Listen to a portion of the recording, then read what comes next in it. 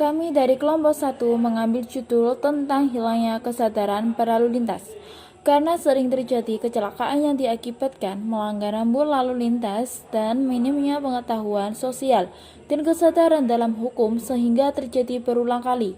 Pemerintah sudah mewujudkan rambu lalu lintas untuk memberikan keamanan, kelancaran, ketertiban dalam berkendara.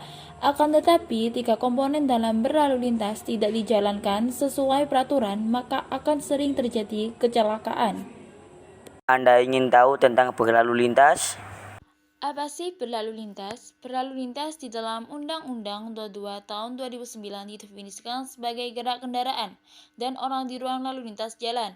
Sedangkan yang dimaksud dengan ruang lalu lintas adalah prasarana yang diperuntukkan gerak pindah kendaraan orang atau barang yang berupa jalan dan fasilitas pendukung.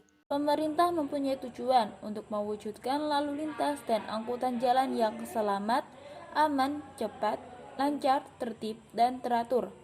Namun masyarakat yang minim pengetahuan soal aturan berlalu lintas dan kurangnya kesadaran untuk mencari tahu arti rambu dan peraturan lalu lintas akan membuat pelanggaran terus terjadi berulang-ulang.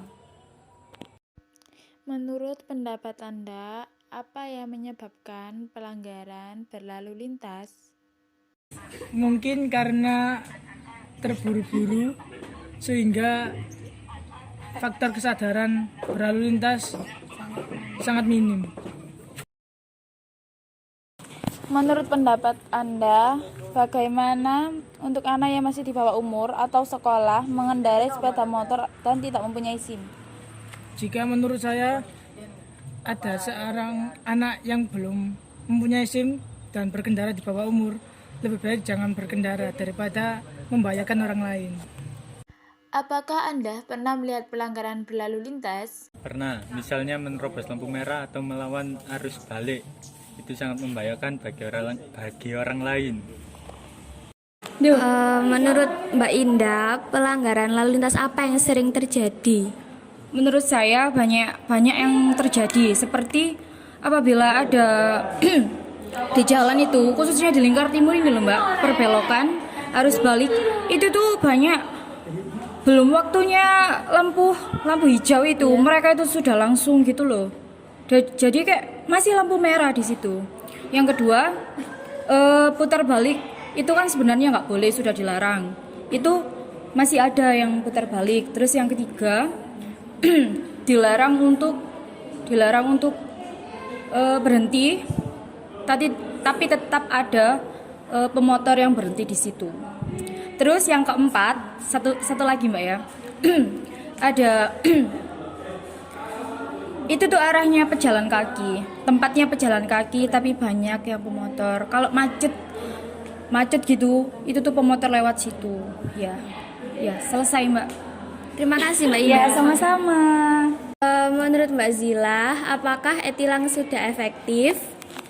Menurut saya e-tilang itu kurang efektif dikarenakan kalau biasanya kan ada polisi ya sebelumnya. Kalau ada polisi kan sehingga orang itu kayak punya rasa takut buat berhenti untuk melanggar lalu lintas. Sedangkan e-tilang itu sifatnya lewat elektronik atau teknologi, sehingga saat melakukan pelanggaran tersebut, seseorang itu menganggap sebuah pelanggaran itu sebagai hal yang sepele. Bahkan setelah ada surat dari pelanggaran tadi kan dikirim ke rumah ya, itu bahkan tidak ditebus seperti itu.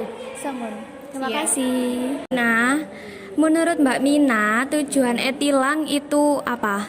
Nah, menurut saya tujuan e-tilang itu tidak hanya sekedar menilang ya, tapi juga bisa mendeteksi kejahatan yang terjadi di jalan. Contohnya seperti pemalsuan nomor plat polisi, terus tabrak lari seperti itu. Nah, e-tilang ini juga diklaim sebagai untuk penekan pungli atau pungutan liar yang dilakukan oleh oknum-oknum.